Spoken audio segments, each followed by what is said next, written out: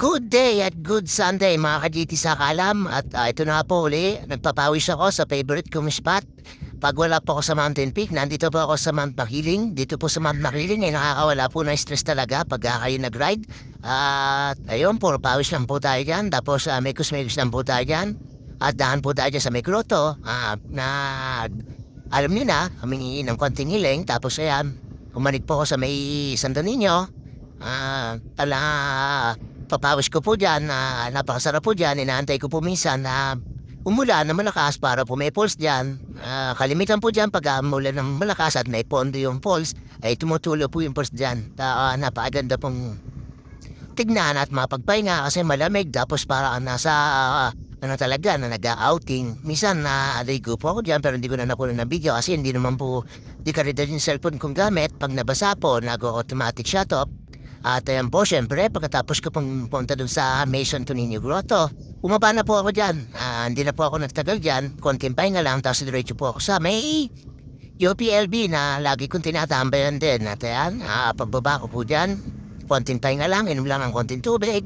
Tapos pagbaba ko po dyan, dumiretso na po ako sa may UPLB, doon sa may tower. Ayan po, isa ko pong tinambayan. At ayan, nagpaalam po ako doon sa katabi ko dyan. Sabi ko, ate, pwede makishare. Ayun, pumayag yung mga estudyante na kumakain lang. Ang dami po nagpipiknik dyan na doon lalo sa may field. Tapos kaya lang po ako napatambay kasi masarap po dyan, malamig. Tapos marami po ako nakikita nag-jogging dyan. Dati nag-jogging po ako dyan din umaga. Sa hapon minsan, pagka nalimutan to mag-jogging sa umaga at may ginawa ako, magasarap po dyan tumambay.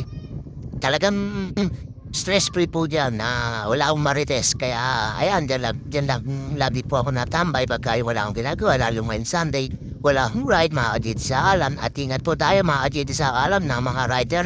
Iwas na lang po tayo sa mga sasakyan kasi di naman po tayo sasantuin ng dimakin ng sasakyan. Tayo dipadyak lang at nagpapapawis lang. Tayo na po ang manawa minsan sa kanila tapos mag-ride safe lang po tayo mga ka-GT sa Kalam. Dito po sa UP, ayan, nagpapahinga lang po ako dyan, may pauwi na po ako dyan. Doon uli po ako sa may pigar, dumaan sa may grotto pa uwi, para konti lang po ang sasakyan na pwede naman pong pordahan-dahan doon. Tapos feel mo po yung masariwang hangin, mga ka-GT sa Kalam. Ayan, pagkatapos ko po dyan uminom at pahinga, nag-ready to rider na po uli ako dyan. Bumalik ako papuntang pigar at doon na po ako lumusot pa uwi sa bahay. Kaya mga ka-GT sa Kalam, ingat po mga riders ko.